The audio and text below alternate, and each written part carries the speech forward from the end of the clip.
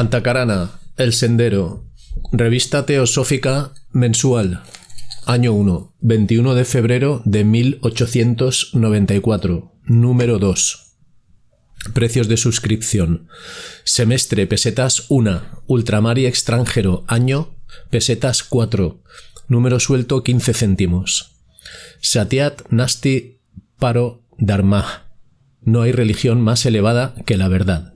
Redacción y administración, Aribau 104, segundo primera, Barcelona. Se suscribe en esta administración y en Madrid, calle Cervantes 6, principal, y por nuestros corresponsales.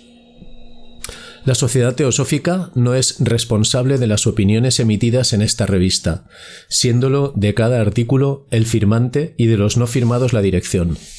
Aviso: aquellos de nuestros favorecedores que, habiendo recibido directamente el primer número, no lo devuelvan, se les considerará como suscriptores. Los objetos de la Sociedad Teosófica.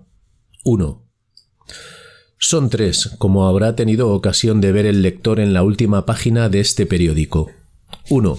Formar el núcleo de una fraternidad universal de la humanidad, sin distinción de raza, creencia, sexo, casta o color. 2. Fomentar el estudio de las religiones, literaturas y ciencias de los arios y de otros pueblos orientales. 3. Investigar las leyes inexplicadas de la naturaleza y los poderes psíquicos latentes en el hombre. Vamos a examinar cada uno de estos 3 objetos que juntos forman el programa de la Sociedad Teosófica, pues creemos que bien merecen la atención de hacerlo así. Empezaremos naturalmente por el primero: formar el núcleo de una fraternidad universal de la humanidad, sin distinción de raza, creencia, sexo, casta o color. El principio de justicia que encierra este primer objeto, basta su enunciado para que se encuentre un eco que responda favorablemente en todo corazón generoso. Solo el egoísta sonreirá con desprecio o lástima ante esta idea, porque las cosas grandes no caben en las mentes chicas. Varias son las asociaciones que han tratado y tratan de cooperar a este mismo objeto. Y aunque, como en realidad se haya conseguido hasta ahora en el terreno de la práctica, ha habido, por lo menos, el deseo, que no es poco, y la idea se ha difundido y generalizado, lo cual es mucho. La idea precede siempre al acto. Que la empresa es magna y el trabajo largo y rudo, esto se alcanza a cualquiera, pero a nosotros no nos asusta ni el tiempo ni los esfuerzos que hay que emplear para conseguirlo. Tenemos formado este núcleo y creemos que aumentará poco a poco agregándose nuevos elementos, pues así procede la naturaleza en toda formación. Lo que hoy divide principalmente a los hombres son las creencias religiosas, las opiniones políticas y la nacionalidad. Pues bien, la Sociedad Teosófica no pregunta a los que en ella ingresan cuál es la parte del mundo en que han nacido, porque ella es esencialmente cosmopolita. No les pregunta por su religión, porque no perteneciendo a ella a ninguna religión ni siendo religiosa, respeta por lo mismo e igualmente a todas las religiones y a los que las profesan. Ni pregunta a nadie por sus opiniones políticas, porque no ocupándose en lo más mínimo de política, no tiene por qué pensar siquiera en nada de lo que a la misma se refiera. Lo que sí exige a todos antes de su admisión es que respeten las creencias y opiniones de los demás miembros. Así pues, entre nosotros caben todos los hombres de buena voluntad, cualquiera que sea su creencia, siempre que estén conformes con los expresados objetos de la sociedad y decididos a coadyuvar a sus fines. El recuerdo de antiguas luchas ha quedado sobradamente fijo en nuestras mentes, transmitido de unos a otros como funesta creencia de la que nos hemos de desprender. El extranjero, de cualquiera nación que sea, es un hombre como nosotros, es nuestro hermano.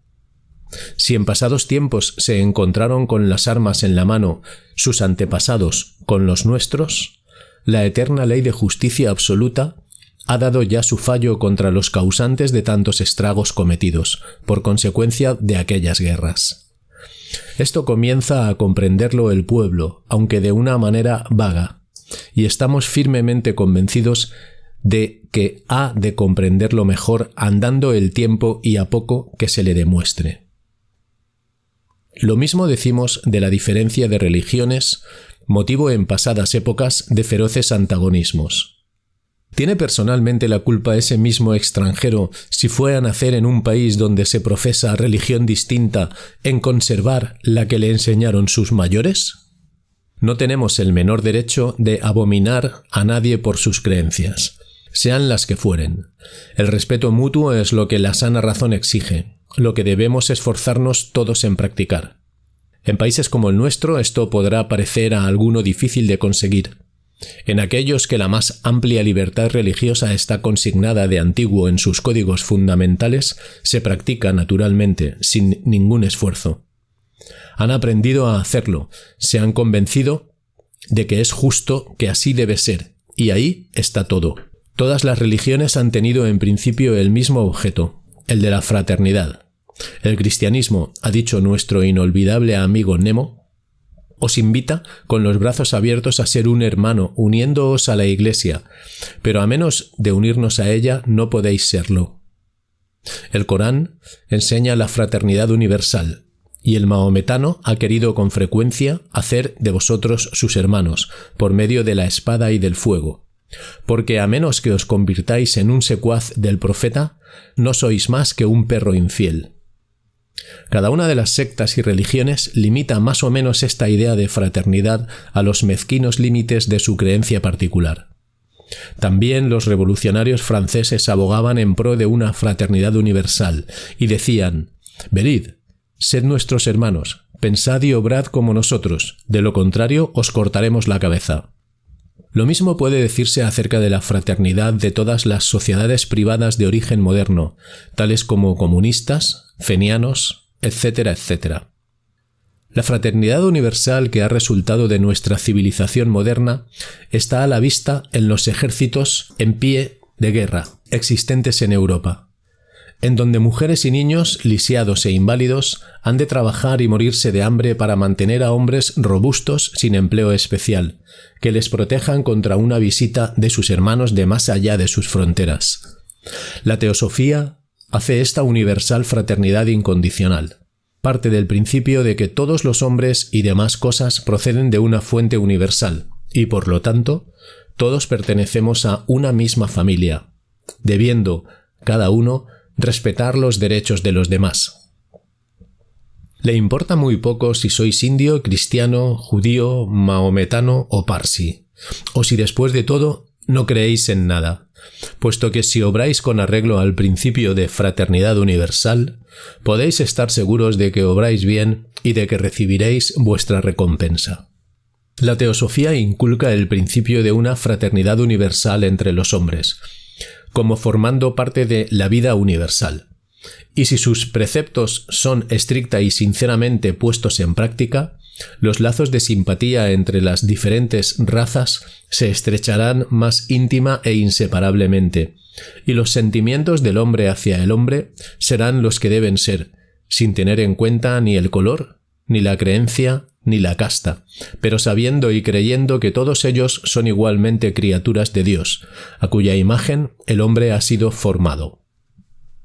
Cada uno de los hombres, así como cada uno de los otros seres, forman una parte integral de aquella vida universal que penetra y anima la creación entera. Y procurando injuriarnos unos a otros, no hacemos más que proceder violentamente contra aquella vida, que es la vida del mundo. En efecto, el hombre, lo mismo el que ha nacido en las heladas regiones hiperbóreas que el que tiene por patria el abrasado suelo africano, es siempre un hijo de nuestra madre común, la naturaleza. Y por este concepto es nuestro hermano, a quien, en vez de mirarle con la indiferencia o la prevención a que estamos habituados, debemos considerar con la benevolencia, el respeto y la tolerancia que se le debe. Si nos acostumbrásemos siquiera a tomar algunas de las muchas lecciones que continuamente nos da esa misma naturaleza, mayor provecho sacaríamos. Veríamos, por ejemplo, que cual madre cariñosa nos trata a todos exactamente por un igual en las condiciones estrictas de la vida, igualdad en el nacimiento, igualdad en las contingencias, igualdad en la muerte.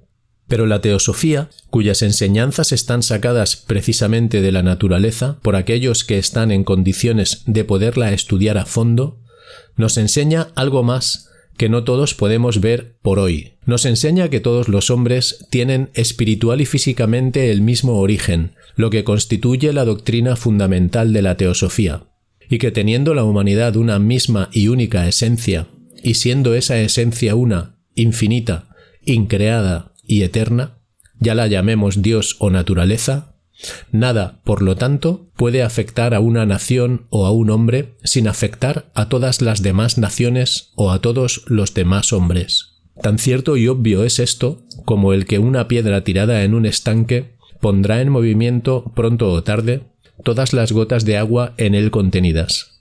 Nota. H.P. Blavatsky, La clave de la teosofía. Tal es, pues, el primer objeto que se ha propuesto conseguir la sociedad teosófica.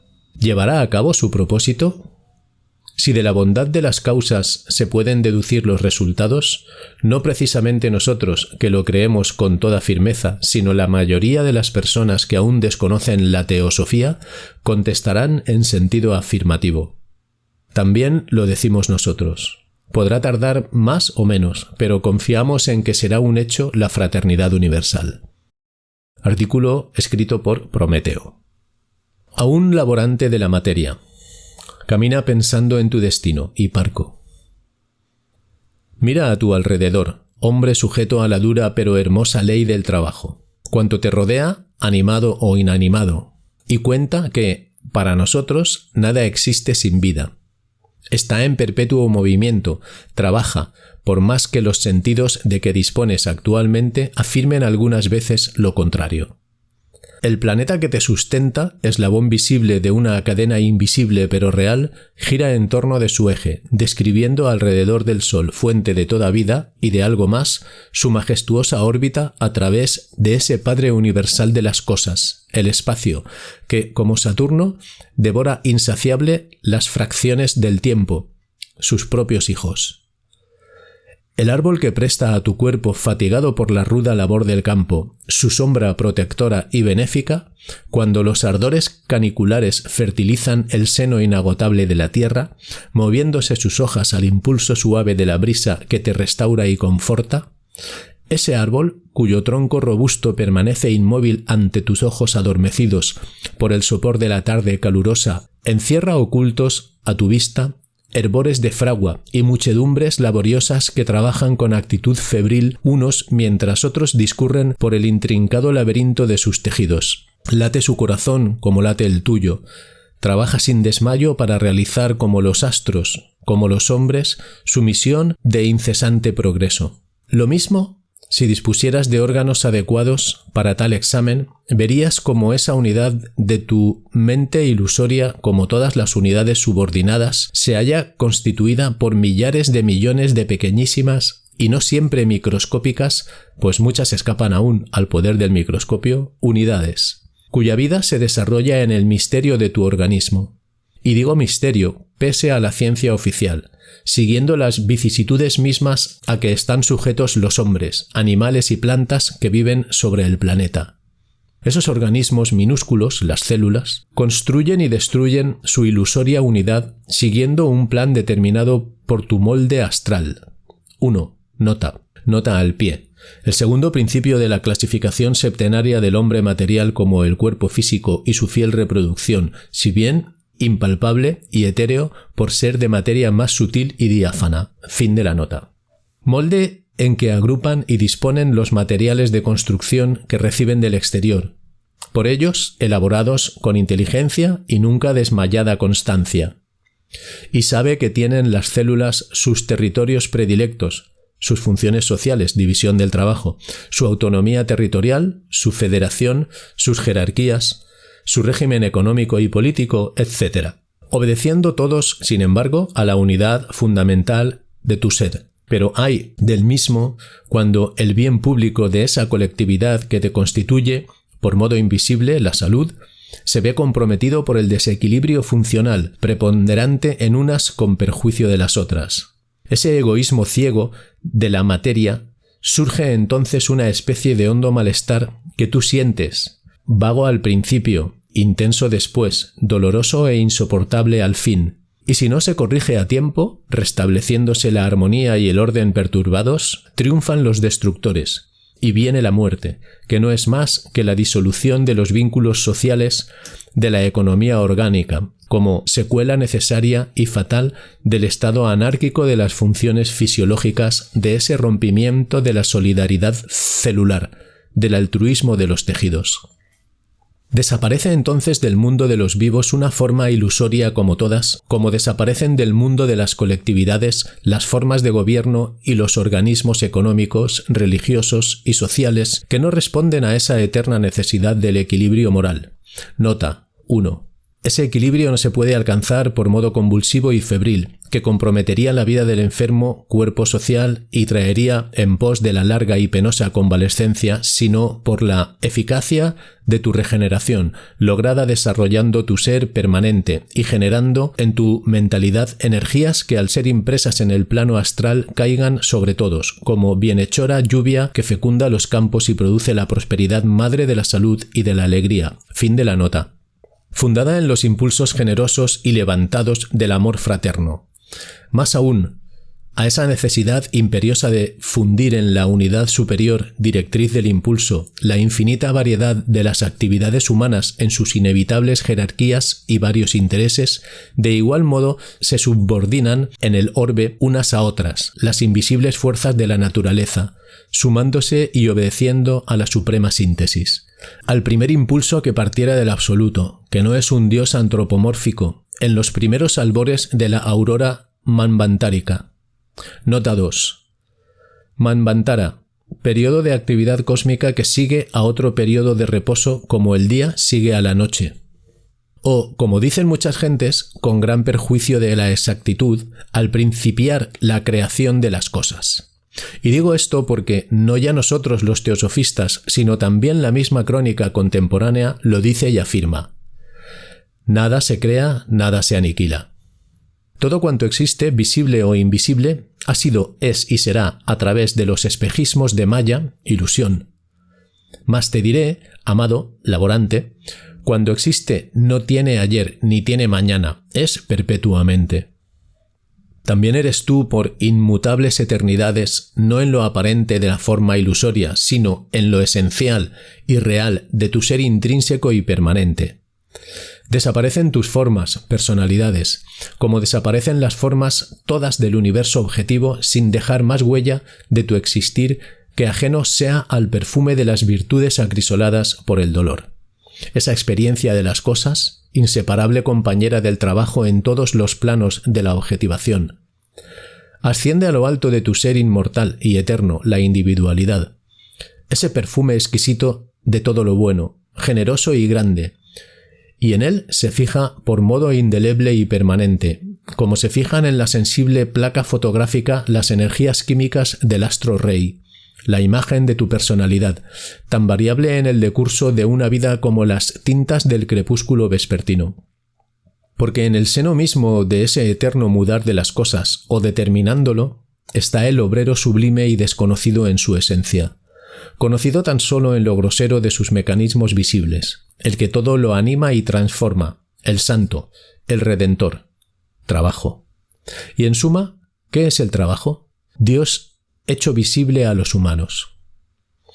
Y aun esa porción de ti mismo que no ves, pero sientes, cuando el dolor te aflige o tu mente se eleva sobre lo misérrimo que te circunda, cuando el clamor de la justicia llama a las puertas de tu alma con voces apocalípticas, cuando tu corazón se contrista con el ajeno dolor, cuando fulgura la verdad en el silencio de tu conciencia, esa porción inmortal, tu individualidad, esa fuente de donde emanan todas las personalidades que han sido y serán tuyas como pasajeros reflejos de sí misma, esa individualidad, repito, es el obrero eterno que gime hoy esclavizado al terruño de tu personalidad ilusoria, puestos los ojos en su redención, sólo alcanzable por la sublime peregrinación del trabajo.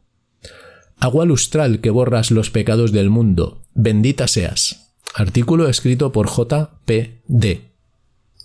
Cartas de Wilkes-Barre sobre Teosofía, por Alexander Fullerton, M.S.T. Publicadas en The Sunday Morning Leader. Continuación. Carta 2. Una persona extraña que tuviese deseos de ser cordialmente recibida en el seno de una familia debería ante todo presentar sus documentos credenciales. Con mucha mayor razón debería llenar este requisito cualquiera doctrina nueva y extraña sobre materias filosóficas o religiosas, especialmente si dicha doctrina se hallase en abierta oposición con las existentes. Esta formalidad sube un punto tratándose de la teosofía, porque no solamente su aparición constituye una novedad para las inteligencias del Occidente, sino que además su aspecto es tan singular, tan chocante y, si se quiere, tan grotesco, que uno se siente naturalmente impulsado a rechazar una cosa semejante considerándola indigna de fijar en ella su atención. Desacertado sería el dejarse llevar de dicho impulso, pero en cambio es muy justo y muy razonable que uno exija el mayor número posible de pruebas, y rehúse creer en tal doctrina hasta después de haberla escudriñado y comprobado debidamente. Prescindiendo por ahora de ciertos detalles y de algunas cuestiones secundarias que se expondrán más adelante, nadie, excepción hecha de los materialistas y agnósticos, podrá negar las siguientes proposiciones. Que el espíritu es más permanente y poderoso que la materia. Que podría recorrerse un campo infinitamente más vasto de descubrimientos si se pudiesen traspasar los límites físicos. Que pueden existir ciertas clases de verdades que excedan tanto el alcance de la inteligencia ordinaria como existen rayos de luz y sonidos que escapan al poder perceptor de la vista y del oído. Que a menos de estar el conocimiento encerrado dentro de unos límites que ningún ser humano puede ni debe señalar, todo el campo de la verdad está franqueado al hombre para que presente en él y lo explore. Que esto último constituye una aspiración más sublime y un fin más probable de la existencia humana que el simple progreso material. Que nuestras facultades internas son, bajo toda probabilidad, susceptibles de un desarrollo mucho más elevado que el que alcanzan ordinariamente, y que semejante desarrollo podría casi con certeza reportar no solamente una más fecunda y amplia comprensión de la verdad, sino también la posesión de fuerzas y poderes naturales de los que ninguna idea pueden formarse las inteligencias que no han obtenido un grado de tal desarrollo. De estas proposiciones se deduce que si al espíritu humano le fuese dado traspasar los límites de los sentidos y explorar a sus anchas las regiones de lo invisible, su adquisición de la verdad no tendría límites, y su dominio de las fuerzas sería, como suele decirse, milagroso. Esto no parece en manera alguna irracional, exagerado ni inconcebible.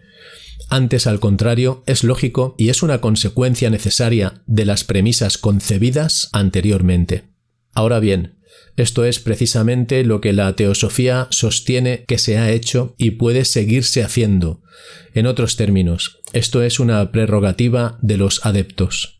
Examinemos ahora la cuestión bajo otro punto de vista. Un atleta, un acróbata, un relojero adquieren una fuerza asombrosa o una delicadeza sorprendente en sus músculos. Un tintorero oriental distingue con la mayor facilidad ciertos matices de color que son imperceptibles para nuestra vista. Hay matemáticos que resuelven complicadísimos problemas en menos tiempo del que necesitan sus discípulos para formularlos. Un hábil orador improvisa en público una idea grandiosa adornándola con brillantes galas de lenguaje. Cada una de estas extraordinarias facultades físicas o mentales ha sido alcanzada mediante una sostenida educación y un ejercicio insólito. Este resultado, pues, por más que parezca un milagro, no tiene nada de tal. Es sencillamente una prueba de las dotes naturales de que son capaces nuestras facultades cuando se las desarrolla por medio de procedimientos adecuados. Sentado esto, ¿por qué no tendrían que conseguirse unos resultados parecidos educando convenientemente la naturaleza espiritual, o sea, la parte del ser interno que acumula experiencias, aprende la verdad y palpita a impulsos de determinadas aspiraciones? ¿Y por qué no podría obtenerse una educación semejante adoptando un procedimiento análogo al que se sigue en los casos antes apuntados, esto es, cultivando una facultad especial y deprimiendo o atrofiando otras facultades antagonistas a la primera? Pasando ahora de las consideraciones a priori a la aserción directa, la teosofía afirma que existe actualmente y ha existido siempre una clase de hombres que de esta manera han desarrollado los principios superiores de la naturaleza humana y mediante una regla sistemática de disciplina han sobrepujado los límites ordinarios de su organización, han penetrado en las religiones de lo físicamente invisible, han contemplado cara a cara la verdad y la han comprendido, son testigos oculares de la realidad encubierta bajo las apariencias de la forma, conocen y manejan extraños poderes y fuerzas naturales y, de esta suerte, conociendo la verdad y manejando la fuerza, pueden exponer la una y servirse de la otra. Si estas aserciones pueden demostrarse, se habrá comprobado el primero de los hechos preliminares de la carta anterior, y se habrán presentado los documentos credenciales de que se ha hecho mérito al principio de la carta presente. Las modernas apologías del cristianismo, opuestamente a las del siglo XVIII, ya no apoyan el argumento en los milagros, comprendiendo con mucho acierto que la verdad espiritual debe vindicarse a sí misma, sin necesidad de buscar un sostén poderoso en los prodigios materiales. Este es también el parecer de la teosofía en semejante cuestión. Pero como por otra parte ella enseña que la conquista espiritual implica la conquista de la materia, está muy en lo justo presentado al adepto como un señor de la naturaleza, antes de venerarle como un maestro de la verdad. ¿Cuáles son, pues, las prerrogativas de un adepto y cómo puede probarse que éste las ejercita? Un adepto puede leer los pensamientos y las intenciones de una persona, e influir sobre unos y otras a cualquiera distancia que sea. Puede desintegrar las partículas componentes de un objeto, hacer que éstas sean llevadas por medio de corrientes a otra parte, y allí reintegrarlas en su primitiva forma. Puede producir sonidos y movimientos a voluntad suya, proyectar un escrito dentro de una carta previamente lacrada, hacer caer flores y otros objetos del aire, acumular fuerzas invisibles, bastantes para resistir los esfuerzos más enérgicos que se hagan para mover objetos materiales. Comunicarse instantáneamente con los hermanos adeptos de este o de otros mundos. En una palabra, puede manipular y poner en juego la mayor parte de los medios de la naturaleza que le son conocidos, con tanta facilidad como nosotros manejamos la pequeña parte de los medios que están a nuestro alcance. Pero lo más sorprendente es que el adepto puede suspender el enlace que existe entre su espíritu y su cuerpo, y quedando aquel libre y dueño de sus acciones, correr como el pensamiento desde uno a otro punto del espacio, sin tropezar con obstáculo alguno y sin que una circunstancia cualquiera pueda estorbarle. Puede decirse, en fin, que el adepto tiene la facultad de hacer, y lo hace efectivamente, todo cuanto es posible imaginar de una inteligencia desencarnada y profundamente instruida en el conocimiento de las fuerzas visibles e invisibles del universo. Unas facultades semejantes parecen tan monstruosas, tan descabelladas, que, por poco inteligente que sea una persona, siéntese, al oír hablar de ellas, impulsada a desecharlas como una cosa altamente ridícula.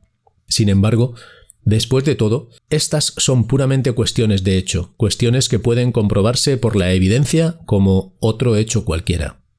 Esta evidencia existe de sobras, no precisamente en las dudosas declaraciones de testigos muertos 1800 años atrás, sino en las afirmaciones directas de espectadores vivientes que han presenciado repetidas veces los hechos apuntados, en diversos lugares y tiempos. Esta cuestión se halla perfectamente discutida y tratada en la obra Occult World, el mundo oculto, de Sinnett, a la cual remitimos el lector. Nota 1. El autor tiene un escaso conocimiento personal de este asunto, pero ha oído numerosas relaciones de testigos oculares de tales fenómenos y ha tenido la fortuna de ver y tocar algunas de las más notables producciones descritas en Hints in Esoteric Theosophy y otras obras. Fin de la nota. Antes de pasar a otros puntos mucho más importantes de la doctrina oculta, bueno será declarar que la teosofía, apoyándose en la experiencia, se muestra contraria a la exhibición directa de los fenómenos para que de ellos nazca la convicción. Cuando por razones que se darán más adelante los maestros condescendieron en dar amplias revelaciones de la ciencia oculta, era de esperar que los fenómenos las confirmarían. Pero en lugar de un respetuoso interés, los resultados fueron una insaciable curiosidad.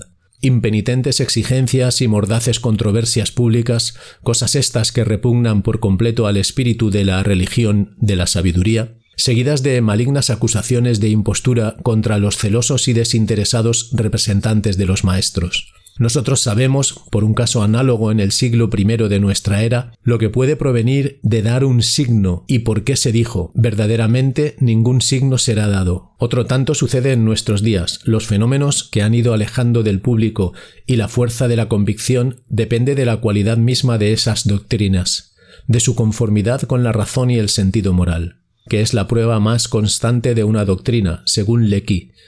Nota 1. Historia del racionalismo. Fin de la nota. Y de su poder para elevar el carácter, resaltando más la evidencia de estas consideraciones merced a la resplandeciente luz que emana de los adeptos y de sus revelaciones. Estos seres eminentes han demostrado ya su poder. Nosotros les veremos demostrar la verdad de sus enseñanzas. Continuará. Pensamientos. El niño practica el bien solo por el aliciente de un premio o por el temor de un castigo. El hombre practica el bien únicamente por amor al bien mismo. Himmel.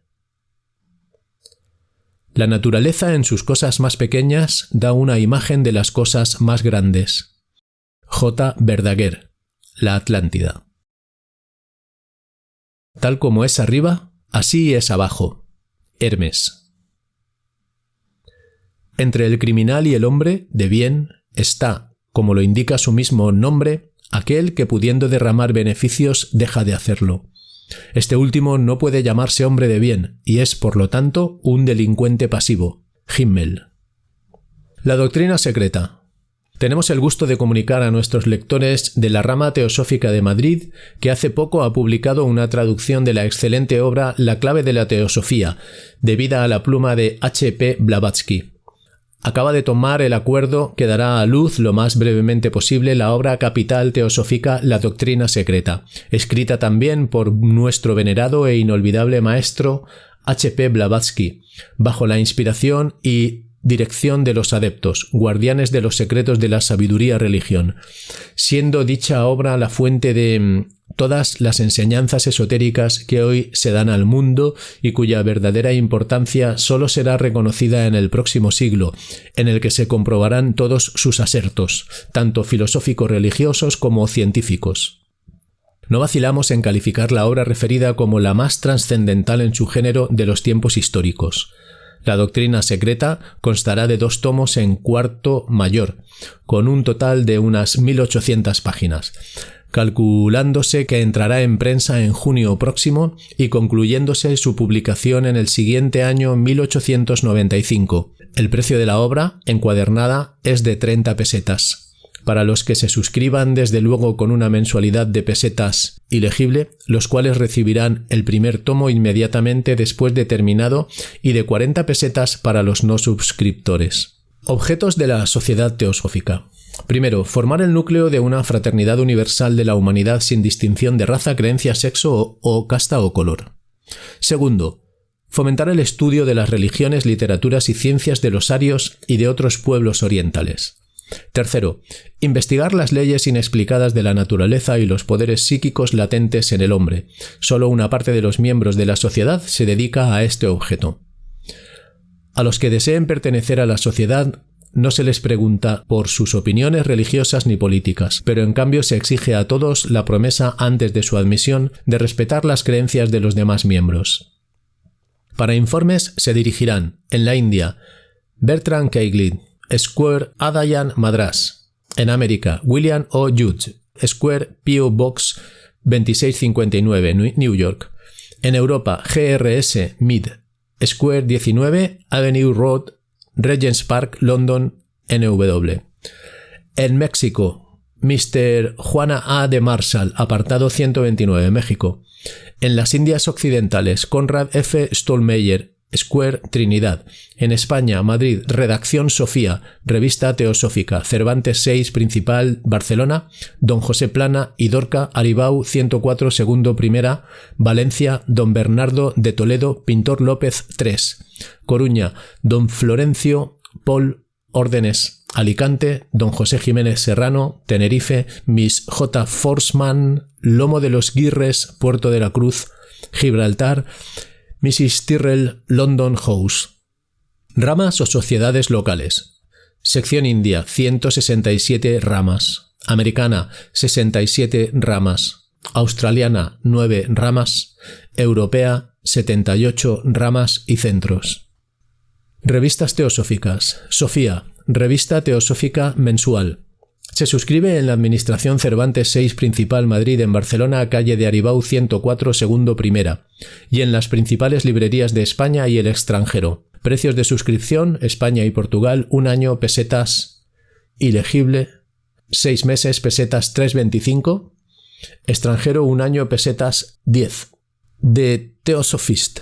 Publícase mensualmente en Adyar, India. Director H.S. Holcott. Suscripción en Europa, 1 libra esterlina. Lucifer. Publicación mensual editada por Annie Besant y I.G.R.S. Mead. Suscripción 17S. 17S. Es ilegible. Duke Street, Adelphi, London. The Path. Publicación mensual editada por William Q. Judge. Precio 10S7. Duke Street, Adelphi, London. Theosophical Shiftings. Publicación bimensual de la Theosophical Publishing Company. 7 Luke Street, Adelphi, WC, London. Precio 5S al año. Nota 1. Lucifer no es ningún título satánico ni profano. Es el latín Luciferos, el que ilumina la estrella matutina, y era un nombre cristiano en los tiempos primitivos, llevado por uno de los papas. Adquirió su asociación actual únicamente gracias al apóstrofe de Isaías, como has caído de los cielos, oh Lucifer, hijo de la mañana. De aquí Milton tomó Lucifer como el título de su demonio del orgullo, y el nombre del puro y pálido heraldo de la luz del día se ha hecho odioso para los oídos cristianos. Yo, Jesús, soy la resplandeciente, la estrella matutina Lucifer. Véase 2 Pedro 1:19 y Apocalipsis 22:16. Le Lotus Bleu. Revista mensual H.M. Column, 30 Boulevard Saint-Michel, París, 12 francos. The Buddhist. Publicación semanal editada por A.E. Budgens, B.A. 6T, Maliban Street, Colombo, Ceilán. Theosophic Transcript. Revista mensual editada por el barón Victor Splave y publicada por London and Company, Stockholm. The Theosophical Forum. Revista mensual editada por A. Fullerton, P.O. Box 165, New York. The Bahan. Revista mensual editada por W.R. Hall, 19 Avenue Road, Londres, NW. The Pransnotara. Revista mensual editada por Bertram Kingsley, M.A. Adyar, Madrás. Pauses. Revista mensual, se publica en Bombay. The Pacific Theosophist. Revista mensual para California. Lutzbutzen. Revista mensual editada por Wilhelm Friedrich Weinsbruck, Handbuch, Leipzig, Alemania. Theosophia. Revista mensual Hammersdick 34, Ámsterdam. The Irish Theosophist, 71 Lewer Drumcondra Road, Dublín. Libros en español. Lo que es la Teosofía, por Walter R. Hall, pesetas 2. ¿Qué es la Teosofía? Por Nemo, pesetas 0,25. Teosofía por Nemo, pesetas 1. Ecos de Oriente por W.Q. Judge, pesetas 1. Luz en el sendero, pesetas 1. La voz del silencio, pesetas 2. Por las puertas de oro, publicado en los 8 primeros números de los Estudios Teosóficos, pesetas 2. Primera serie de los Estudios Teosóficos, pesetas 4. Segunda serie de los Estudios Teosóficos, pesetas 4. H.P. Blavatsky o la Teosofía y sus enemigos, pesetas 0,25. La base esotérica del cristianismo, Kingsland, pesetas 0,25. En publicación, Isis sin velo, por H.P. Blavatsky. Esta obra sale en entregas de 16 páginas en tamaño folio al precio de 25 céntimos de peseta por entrega. Se suscribe en esta redacción, Cervantes 6 Principal, y en Barcelona, en la redacción y administración de esta revista. De provincias, las suscripciones se verificarán enviando el pago adelantado de 10 entregas como mínimo. En venta, La clave de la teosofía por H.P. Blavatsky. Un volumen en cuarto de 20 más 327 páginas con un retrato de la autora. Precio 4 pesetas en rústica y 5 pesetas encuadernado en tela. En prensa. Constitución septenaria del hombre, reencarnación, la muerte y después, por Annie Besant, un volumen formando un manual teosófico. Libros en inglés. The Key to Theosophy, H.P. Blavatsky, SD 6. Esoteric Buddhism, H.A.P. Sinnett, SD 4. Reincarnation, E.D. Walter, SD 3, 5. Echoes from the Orient, William Q. Judge, SD 2, 6. The Seven Principles of Men, Annie Besant, SD 1, 0. Reincarnation, Annie Besant, SD 1, 0. What is the Theosophy? Walter R. Old, SD 1, 0. Para estudiantes más avanzados, Isis Unveiled, H.P. Blavatsky, SD 42, 0. The Secret Doctrine, H.P. Blavatsky, SD 12, 0. The Theosophical Glossary, H.P. Blavatsky, SD 12, 0. De Ética, The Voice of Silence, Trans by H.P. Blavatsky, SD 2, 6. The Bhagavad Gita, American Edition, SD 4, 6. Light of the Path, MC, SD 2, 6. The Light of Asia, Sid Edwin Arnold, SD 3, 6. Leaders That Have Helped Me, Jasper Nimad, SD 2, 6. Libros en francés, Le Bouddhisme Ésotérique, por Sinnett, francos 3,5.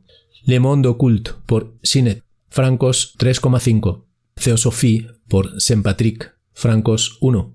L'Humanité Posthume, por Léon Dassier, francos 3. Catéchisme Bouddhiste, por H.S. Holcott, traducido de la tercera edición inglesa, francos 1. Colección de la Revue Théosophique, francos 15,50. Le Secret de l'Absolu, por E.J. Coulomb, francos 3,50. Tipografía La Académica, Ronda de la Universidad 15, Chaflán, Balmes 15, Barcelona. Aquí acaba la lectura del número 2 de la revista Antacarana.